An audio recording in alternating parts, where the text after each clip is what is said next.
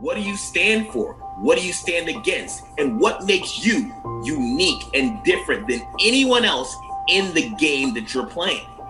I'm excited. This is going to be a phenomenal show. I really feel that I'll never arrive, and I'm always learning and growing, and that's what gets me excited. I had a great fear of reading in public, speaking in public, because when I looked at the words on the book, there were a lot of times I couldn't pronunciate the words. What motivates the motivator?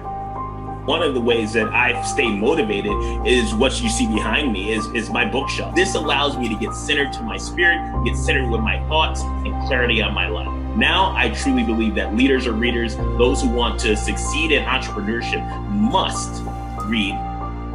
As a professional, I'm going to be able to actually have peak state of mind and clarity. I'm going to be able to inspire and motivate people.